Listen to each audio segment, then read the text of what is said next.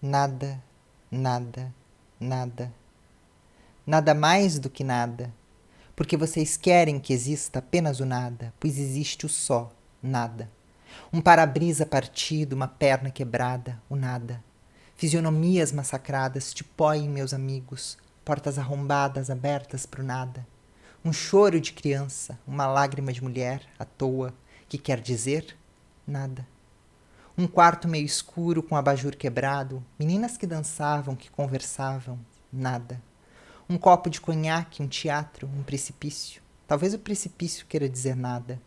Uma carteirinha de travel's check, uma partida, fortu, nada. Trouxeram-me camélias brancas e vermelhas. Uma linda criança sorriu-me quando eu a abraçava. Um cão rosnava na minha estrada. Um papagaio falava coisas tão engraçadas. Pastorinhas entraram em meu caminho, num samba morenamente cadenciado. Abri o meu abraço aos amigos de sempre. Poetas compareceram. Alguns escritores, gente de teatro, birutas no aeroporto. E nada.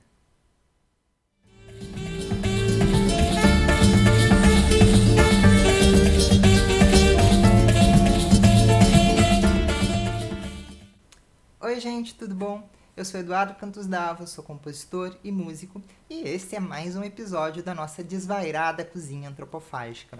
Nesse bloco, a gente vai falar algumas curiosidades sobre esse prato que a gente vai fazer hoje e também sobre a nossa homenageada literária da semana. E na parte 2 do vídeo, que eu vou deixar em algum lugar aqui do YouTube, para vocês já clicarem e assistirem, vai ter a parte 2, que é a receita. Então, não se esquece, já deixa seu like, se inscreve, ativa o sininho das notificações para não perder nenhuma novidade. E vamos lá, então. A nossa homenageada dessa semana é a primeira mulher presa política, torturada, ainda nos anos 30, por sua luta em defesa da classe operária, durante a primeira ditadura de Getúlio Vargas, o primeiro governo que foi ditatorial de Getúlio Vargas. Ela foi a musa inspiradora do movimento antropofágico. Patrícia Galvão apagou. Nem santa, nem demônio, e sim humana, intensa.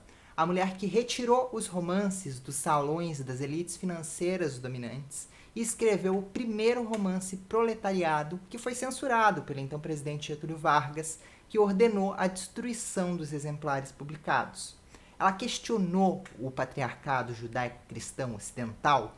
Em Parque Industrial, que é o seu romance, seu primeiro romance assinado sob pseudônimo, ela descreve desde as ruas do bairro do Brás, em São Paulo, ao pão com ovo que alimentava os trabalhadores hiperexplorados das fábricas dos anos 30, desnudando toda a estrutura da sociedade brasileira daquele tempo, no começo ainda de grande industrialização.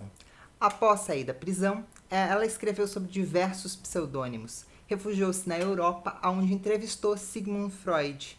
Na Rússia, ela se desiludiu com o comunismo, pelo menos aquele comunismo, de uma cúpula turística, feita para turista ver, vamos dizer assim, na era de Stalin, aproximando-se cada vez mais das figuras do socialismo democrático, como Trotsky, Rosa Luxemburgo, Clara Zetkin. Em viagem à China nos anos de 1930, quando a própria China vivia tempos turbulentos sob domínio dos japoneses, Pagou recebeu as sementes de soja de boa qualidade que traria para o Brasil. Tornou-se assim a madrinha da soja, que rapidamente se popularizou, especialmente o seu óleo.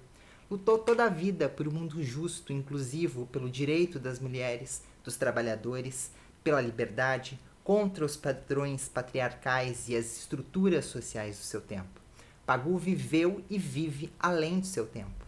Curiosamente, nascemos na mesma cidade, no mesmo mês frio de junho, e também temos em comum essa luta por igualdade e liberdade que nos une, artisticamente também. E entre tantas coincidências com Pagou, também tem um vínculo entre Santos e São Paulo. Por isso, hoje o nosso prato representa um prato proletário dos dias de hoje. Um pastel de feira que cabe no bolso e na realidade, no tempo operário, que sustenta as bases sórdidas do lucro, dos luxos do establishment. O poema Nothing, do início deste episódio, nos mostra uma Pagou já desiludida, já cansada, no final de sua vida, depois de muitas traições, porque, afinal, nas estruturas patriarcais a culpa é sempre da mulher. Se for livre, então... Por isso, nesse espaço matriarcal, recusamos toda a culpa judaico-cristã. O pastel também depende em tudo do óleo da soja, que sem a Pagu nós nem teríamos aqui de grande qualidade, em grandes proporções. Então, nesse vínculo com a China, Santos, é importante também lembrar que o pastel surgiu pela comunidade de chineses, mais especificamente do Cantão, na cidade de Santos, da onde ele se espalhou para todo o país. Essa receita, portanto, ela vai receber algumas modificações minhas e outras também para manter alguns elementos dessa conexão Brasil, China, Santos, Pagu. O recheio é uma receita da minha avó. Ela tinha um bar lá naqueles anos 50 por aí. E essa receita era tão recorrente, esse recheio era tão recorrente que ele ganhou o nome de teimosa. E que coisa melhor do que teimosa para Pagu? Teimosa, insistente, insistir em mudar a realidade. Então um pastel com recheio de teimosa combina muito com Pagu por toda essa realidade proletária do dia a dia de trabalhador, de baixo custo e delicioso. Então peguem o seu caldeirão com muito óleo de soja e vamos começar o nosso pastel de teimosa a Pagu.